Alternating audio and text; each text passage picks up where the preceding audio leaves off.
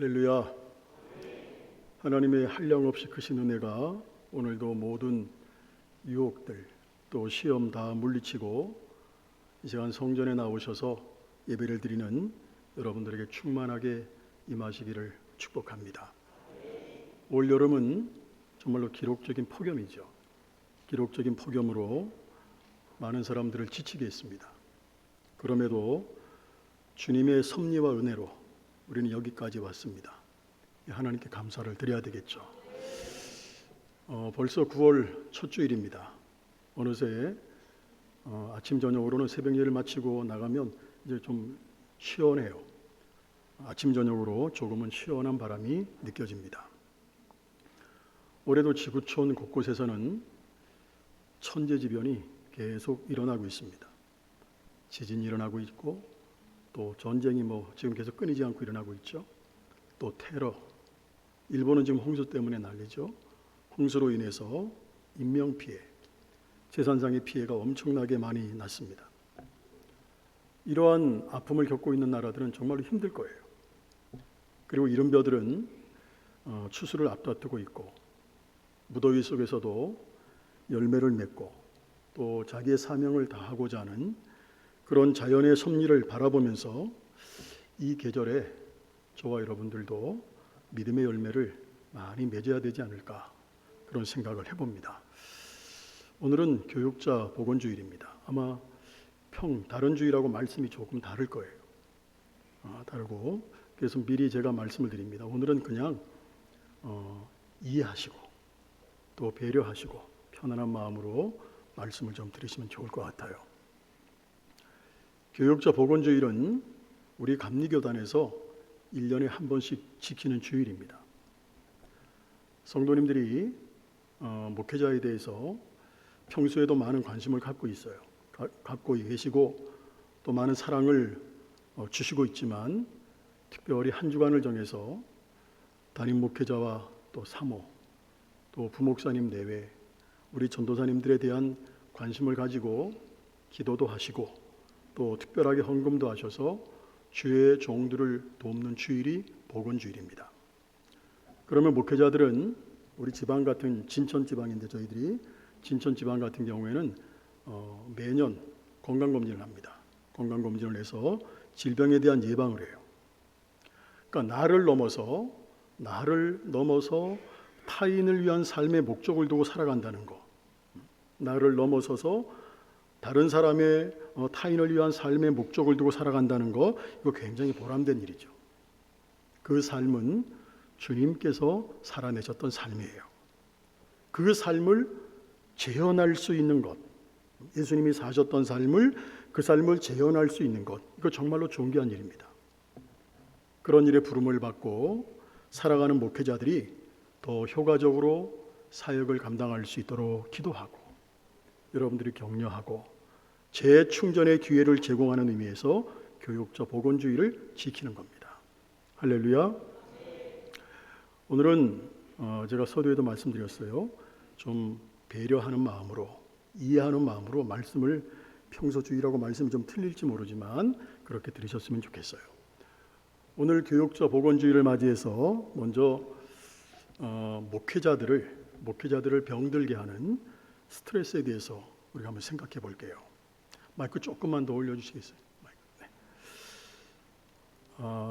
감리교, 장로교, 침례교, 성결교, 교단을 초월해서 요즘 젊은 목사님들이 쓰러지는 경우들이 종종 있습니다. 그래서 치료를 받기도 하고 아니면 안식년, 아니면 안식월 이런 시간을 교회에서 배려해 주셔가지고 휴식을 취하는 목회자들이 종종 있어요. 저는 우리 충청북도는 충북연회라고 합니다. 감리교 용어로. 저는 연회 때 매년 4월 달에 연회를 하는데 연회 때 건강하게 은퇴하시는 목사님들 보게 되면 너무너무 존경스러워요. 과거에는 우리가 배고픈 시절을 겪어왔습니다. 겪어왔기 때문에 폐결핵이 굉장히 많은 사람들을 괴롭혔어요. 힘들게 했는데 그 폐결핵에는 목회자라고 해서 예외가 없었습니다. 폐결핵의 특성이 뭐죠? 못 먹고 면역력이 떨어지고 영양실조가 되었을 때 굉장히 많이 발생을 했어요. 근데 요즘은 이 폐결핵은 거의 없어요. 거의 사라졌는데 그 대신 폐결핵보다 더 무서운 간질환들, 또 암 때문에 많은 교육자들이, 우리 연에도 여러분이 계시는데 많은 교육자들이 고통을 당하고 있어요. 그러면 제가 지금 이렇게 말씀을 드리면, 간질환에 대해서 암 때문에 목회자들이 고통을 당한다 말씀을 드리면 아마 이렇게 생각하는 분들이 있을 거예요. 아니, 목사님들은 술도 안 먹는데, 담배도 안 피우는데 몰래 술을 먹는 건가? 아니, 술, 담배를 전혀 안 하는데 왜 간질환이 생기는 것이고 암에 걸리지? 여러분, 암 발생 원인이 뭔지 아세요? 스트레스입니다. 목회자는 죄송하지만 24시간 긴장해 있어요. 대기 중이에요. 그러므로 긴장과 스트레스를 피할 수가 없어요. 밤 늦은 시간 아니면 새벽에 아침 일찍 전화가 걸려오면 또 무슨 일이 있는가 보구나. 깜짝깜짝 놀랄 때가 있어요. 그래서 어떤 사람들은 목회자의 일상생활은 스트레스 제조 공장 이렇게 말하는 사람도 있어요. 자, 그러면 어느 때 어떤 경우에 목회자가 스트레스를 받게 되는가? 자, 다시 한번 말씀드려요. 이해하시고 들으시면 감사하겠습니다. 이 부분은 목회자들이, 교단을 초월해서 목회자들이 공통적으로 스트레스를 받는 내용들입니다. 먼저 목회자의 마음을 이해하지 못할 때입니다. 자, 누구보다도 성도님들이 목회자의 마음을 알고 그리고 이해하고 협조를 해줘야 되는데 목회 방향에 대해서 전혀 무관심한 거예요. 목회자가 목회 방향을 제시를 하면 같이 동조를 하고 함께 해줘야 되는데 목회 방향에 무관심하고 무반응하고 거기다도 무시하는 일들이, 여러분들은 대수롭지 않지만 목회자는 상처가 되죠. 스트레스 원인이 된다는 거예요. 여러분, 목회자는 아무리 부족해도 주님께서 필요하셔서 세우신 거예요. 믿으십니까? 자, 진천감리교회 제가 너무 부족해요. 부족하지만 하나님이 필요하시기 때문에 세우신 거예요. 목회자는 교인들보다 세상 지식 부족합니다. 저 인정합니다. 여러분들보다 경험 부족해요. 인정합니다. 세상 사는 지혜, 연륜 부족합니다.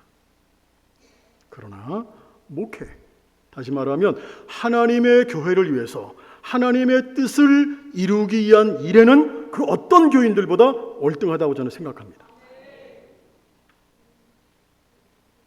목회자는 목회에 대해서만큼은 전문직이에요. 마치 목회자가 의술에 대해서 의사분들을 따를 수 없잖아요. 또 법에 대해서 법관을 따를 수 없잖아요. 그것처럼 교회를 위한 일에는, 하나님의 나라를 위한 일에는 목회자를 따라갈 수 있는 사람은 없습니다. 그래서 목회자가 무슨 일을 추진하려고 할 때는 그냥 하는 것이 아니거든요. 충분히 기도하는 거예요. 충분히 기도하고 가능성이 있을 때 제안을 하는 거예요. 자, 그런데 충분히 기도하고 믿음으로 제안을 하지만 때로 받아들일 때 이성적으로 받아들여요. 그럼 반응이 없는 거죠. 또 백지화가 돼버립니다. 그럼 그 다음부터는 목회자도 사람이잖아요. 마음 한구석에 상처가 생기고 어떤 일을 다시 추진하려고 할 때 이게 조심스럽고 망설여지게 되는 거예요. 그뿐만이 아니에요. 우리 교회는 그런 분들이 전혀 없어요. 근데 목사님들 얘기 들어보면 당신이 나가는 담임 목사님을 교회 다니지 않는 사람들 앞에 가서 험담을 한다는 거예요. 이건 정말 안 되는 거지.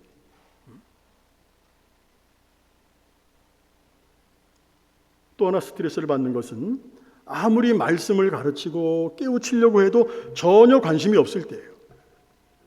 여러분, 지금 여기도 가정주부들이 많이 계시는데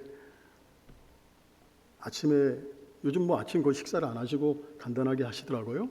근데 저는 꼭 아침을 먹어야 돼요. 아침 식사를 준비하든 저녁에 식사를 준비하든 오늘은 반찬을 뭘 할까? 가정주부들이 대부분 그렇게 생각하잖아요. 그러니까 목회자도 마찬가지. 목회자는 어디를 가든지 무엇을 하든지 설교에 대한 중압감을 벗어날 수가 없어요. 제가 지난주가 휴가 주간이었어요. 이제 마지막으로 사역자 중에서. 그래서 금요일, 어제 그저께까지가 이제 휴가 주간이었어요. 휴가를 가서도 설교 준비할 거 다 가지고 와서 설교 준비해야 돼. 휴가 가서도. 설교가 그냥 가만히 서 있으면 줄줄줄 나오는 게 아니잖아요. 준비해야 되잖아요. 자려고 누웠다가 어떤 좋은 생각이 떠올리면 바로 일어나가지고 메모를 해야 돼 또.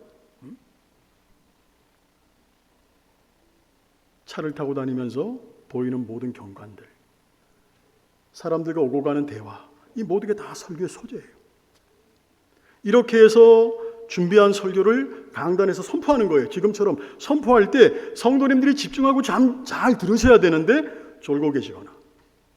그래서 제가 졸지 말라는 말씀을 자주 드리잖아요. 무관심하거나 집중하지 못하거나 그런 모습이 보이면 막 제 가슴이 표현하지 못할 정도로 아파요. 이렇게 얘기해도 조시는 분들이 계셔. 그게 스트레스 되는 거예요. 그리고 아무리 설교를 들어도 변화가 없어요. 이스라엘 민족은 하나님께서 선지자들을 보냈습니다. 선지자들을 보내가지고 아무리 외쳐도 이스라엘 백성들이 듣질 않았어. 성경으로 한번 확인해 볼게요. 자, 마태복음 23장입니다. 27절. 예루살렘아 예루살렘아 선지자들을 죽이고 내게 파송된 자들을 돌로 치는 자여, 암탉이 그 새끼를 날개 아래에 모음같이 내가 내 자녀를 모으려 한 일이 몇 번이더냐. 그러나 너희가 원하지 아니하였도다. 자, 탄식하고 있는 거죠. 아무리 말씀을 가르치려고 해도 깨달음이 없어요. 돌이킴이 없어. 하나님의 마음을 아프게 하는 거죠, 이건. 그럴 때 어떻게 합니까? 목회자야 무슨 일만 생기면 엎드려 기도하는 것뿐이에요, 사실. 그래도 사람이잖아요. 이 감정이 치유가 안 될 때가 있거든. 사람이기 때문에, 목회자도. 그러다 보니까 스트레스가 쌓이는 거예요. 어느 기관에서 한국교회 중진 목회자 40명을 대상으로 정밀 간질환 조사를 했다 그래요. 그 결과 간장 수치 지표에는 별 이상이 없어요. 근데 대부분의 목회자들이 공통적으로 느끼는 것이 뭐냐면 어깨가 무겁고 눈이 피곤하고 소화불량이 생기고 전신 필요, 다 온몸이 필요한 거예요. 이걸 계속 호소하는 거예요. 그래서 병원에서 생체 기능 경락 측정 검사를 다시 했대요. 그랬더니 간에 피로 물질이 축적돼 있어요. 대사 기능이 장애가 생겼어요. 간장의 생리적 기능들이 현저하게 떨어지는 것을 발견하게 되었습니다. 자, 이와 같이 술, 담배가 거리가 먼 목회자들에게 왜 이런 간장 질환의 증후군이 번지고 있는 걸까? 그것은 목회자들만이 갖는 특수한 환경 때문이다. 조사기관은 그렇게 지적을 하고 있어요. 그 지적을 보게 되면 목회자들은 자신의 계획을 세워요. 오늘 하루는, 이번 주간은 이렇게 내가 목회를 해야 되겠다 하고 계획을 세워요. 근데 하루 지나가 보면 그 계획대로 되는 일이 별로 없어요. 성도님들의 요구에 따라서 생활 패턴이 바뀌는 경우들이 굉장히 많아. 변칙적인 일들이. 때로는 무리한 일정 가운데 축적된 피로를 씻어야 되는데 씻을 수 있는 기회를 놓칠 때가 또 있어요. 그리고 수면 부족입니다. 목회자 대부분이 사실 잠이 부족해요. 물론 많이 주무시는 목사님도 계시겠죠.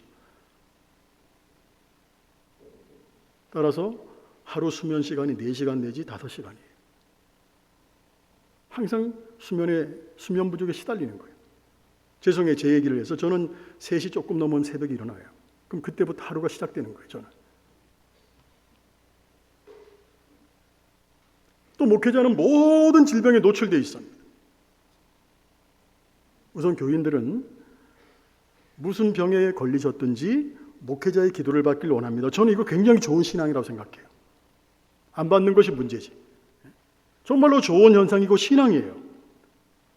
고통 중에서도 목회자의 기도로 위안을 받고 소망을 얻는다는 거 정말로 좋습니다.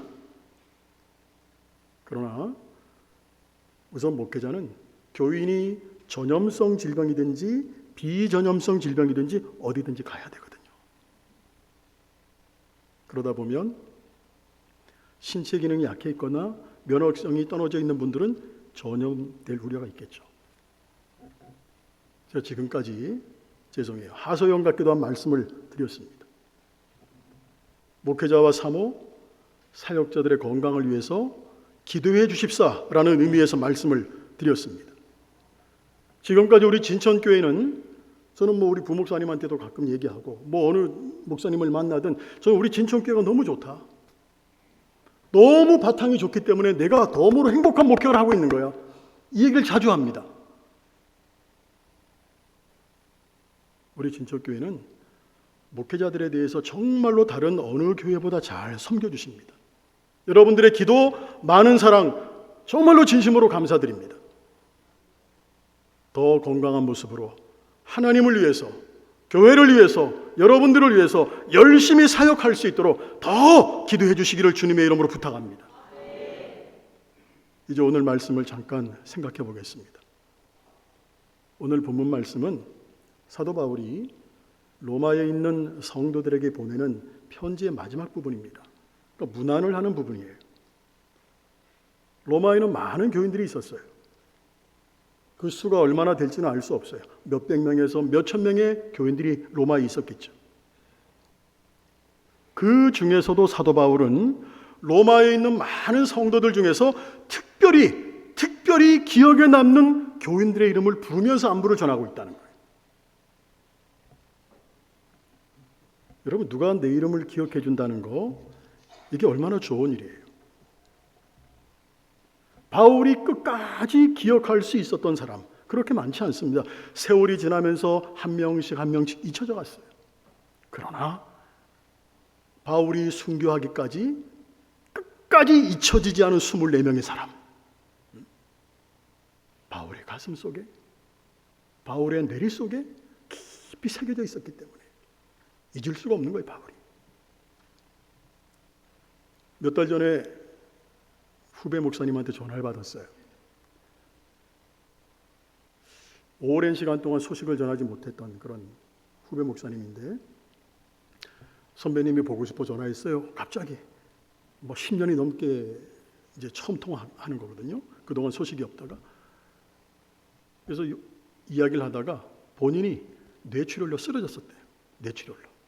목회를, 그러니까 부임한 교회, 열심히 목회하다가 다른 교회를 부임했는데 부임에 가서 몇 달 안 돼가지고 뇌출혈로 쓰러진 거예요. 지금 전화하신 후배 목사님이.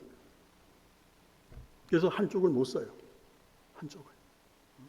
말도 어눌한 거예요. 뇌출혈이니까. 그러면 좀 거시기한 분들은, 야, 목사님이 언어가 불편하니까 다른 분을 모셔야 되는 거 아니야? 다른 목사님을? 아마 이렇게 나올 거예요. 그런데 제가 일부 예배 때는 말씀을 드리지 않았지만 그 전화를 통화하면서 제가 울었어요.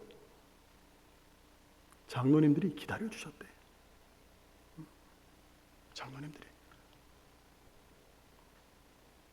제가 너무 교인들이 고마워서 제가 울었어요. 전화를 받으면서. 그게 한 달, 두 달이 아니잖아요. 그 오랜 시간을 매주마다 다른 강사들을 초빙해가지고, 은퇴하신 목사님들, 아니면 부목사님들 초빙해서 설교하게 하고, 수요일은 장로님들이 감당을 하고, 그래서 장로님들이 목사님 회복될 때까지 기다려줬대. 장로님들이. 여러분 대단하지 않습니까? 그래서 이 목사님이 제가 보고 싶어가지고 안 만난 지 10년이 넘었지만 안 만난 지 전화를 하신 거예요. 우리 충북연에 있다 충청연으로 가셨거든요. 여기 있을 때는 운동도 같이 하고 친하게 지냈거든요. 근데 지금은 이게 좀 어느 정도 회복이 되고 언어는 완전 회복이 됐어요. 지금 목회를 잘하고 있어요. 장로님들이 끝까지 기다려준 거예요. 목사님을 격려하면서. 자, 그렇다면 그 후배 목사님이 만약 그 교회에서 다른 교회로 임지를 옮겨갔어요? 아니면 은퇴를 했을 때 그 교인들이 머릿속에 남아있지 않겠어요? 가슴속에 남아있지 않겠어요? 그렇지 않겠습니까? 오늘 바울이 그랬던 것처럼. 성도 여러분, 목회자에게 기억되는 성도가 되기를 축복해요. 근데 더 중요한 것은 하나님의 생명책에 기록되지 못한다면 이건 정말로 비참한 거예요. 사도행전 10장 고넬료 이야기죠. 고넬료의 기도와 구제가 하나님께 상달되어 하나님이 기억하셨다 그랬어요. 하나님이 기억하는 성도들이 될 수 있기를 주의 이름으로 축원합니다. 로마서 16장에서 사도 바울은 24명의 이름을 열거해요. 열거하면서 문안 인사를 하고 있는데 그중에 오늘 본문 말씀은 특별히 누구를 얘기하죠? 베베 집사를 청구하는 내용. 그리고 브리스길라와 아굴라 부부에게 전하는 문안의 인사말입니다. 자, 베베는 어떤 사람이죠? 바울은 고린도에서 머물 때 로마에 있는 교인들에게 보내는 편지를 썼습니다. 오늘 본문에 있는 것처럼. 그리고 그 편지를 가지고 갈 사람을 물색하던 중에 갱그리아 교회에 충성스러운 여자 집사였던 베베를 택해가지고 그에게 편지를 들려보내면서 로마에 있는 성도들에게 베베 집사가 이 편지를 가지고 가면 너희들은 이렇게 좀 해줘라 하고 두 가지 당부를 하고 있어요. 자, 1절 2절 한번 같이 읽어보겠습니다.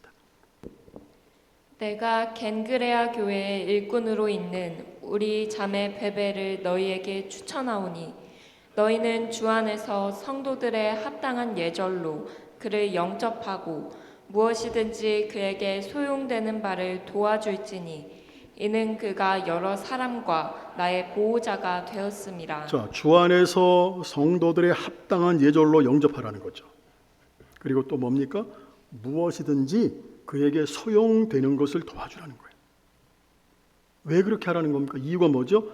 베베가 바울의 보호자라는 겁니다. 어떻게 여자 집사님이 바울의 보호자가 될 수 있을까? 이 말씀은 바울뿐 아니라 다른 사도들도 위기를 당했을 때 목숨을 걸고 보호를 해줬다는 의미가 되겠죠. 교회는 이와 같이 목회자를 보호해주는 교인들이 있어야 된다는 거예요. 여러분, 목회자가 목회 외에 다른 것에 신경을 쓴다면 목회가 이게 되겠습니까? 교회가 어려움을 당할 때, 목회자가 어려움에 처해 있을 때 바람막이가 되어지고 아픔을 함께하는 그런 교인들이 될 수 있기를 주의 이름으로 축복합니다. 브리스길라와 아굴라, 이 부분은 또 어떤 사람일까요? 우리 3절 4절 같이 한번 읽어보겠습니다. 너희는 그리스도 예수 안에서 나의 동역자들인 브리스가와 아굴라에게 문안하라.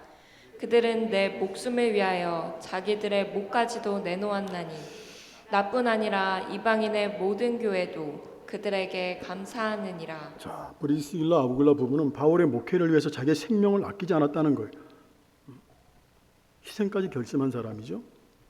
여러분, 누구를 위해서 목숨을 바친다는 거, 이게 얼마나 어려운 일이에요. 우리의 구주가 되시는 예수님을 위해서도 믿음을 지키지 못하고 배반하는 사람들이 많이 있잖아요. 이들 부부는 로마, 고린도, 에베소로 이주를 합니다. 이주를 하면서 직업이 뭐였느냐 하면 천막을 짓는 거예요. 천막을 짓는 일을 위해서 돈을 벌어가지고 바울의 선교 자금을 후원하는 후원자가 되었다는 거예요. 어딜 가든지 자신의 집을 복음을 전하는 선교센터로 자기의 집을 내놨어요. 브리스길라, 아굴라 부부와 같이 교회를 위해서 헌신과 봉사를 하고 담임 목회자의 목회를 위해서 목숨까지 내어놓는 각오를 하는 믿음의 사람들이 교회마다 있다면 교회는 부흥하고 건강한 교회가 되어질 줄로 믿습니다. 끝으로 이제 설교 다 끝났습니다. 이렇게 좀 협력해 주십시오라고 세 가지만 말씀을 드릴게요. 하나는 우리 사역자들을 위해서 죄송하지만 매일매일 기도해 주시기 바랍니다. 그게 협력하는 거예요. 두 번째는 목회자도 사람이에요. 때로 실수합니다. 잘못합니다. 이때 실수와 잘못을 이 사람 저 사람 붙들고 흉보지 마시고 직접 찾아오세요. 그냥. 그렇게 하는 것이 저를 돕는 거예요. 마지막 하나는 말씀 준비. 또 배우는 일에 여러분들이 배려해 주시면 고맙겠습니다. 목회자는 배워서 돈 모으고 땅 사는 거 아니에요. 아마 제가 볼 때 목회자들이 저축해가지고 집 사는 분들 없을걸요. 다 하나님께 바치지.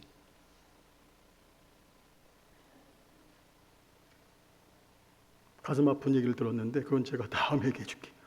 오늘의 설교를 주제하고 맞질 않아가지고. 자, 목회자는 어떻게든지 교회를 위해서, 교인들을 위해서 더 좋은 설교, 더 좋은 말씀을 전하려고 합니다. 맹수들 중에서 이리와 늑대 아카온이라는 맹수들이 있다 그래요. 이 맹수들은 먹이를 먹고 와서 어린 새끼들에게 그 먹었던 먹이를 다 토해낸다는 거예요. 그럼 새끼들이 그걸 먹는다는 거예요. 이게 목회자의 마음이에요. 성도 여러분, 아무쪼록 저와 여러분들이 합심해서 하나님의 교회를 부흥시키고 성장시켜서 건강한 교회로 만들어 가십시다. 그래서 하나님께 정말로 영광 돌리는 우리 진천감리교회 성도님들이 될 수 있기를 주님의 이름으로 축원합니다. 네, 기도하겠습니다.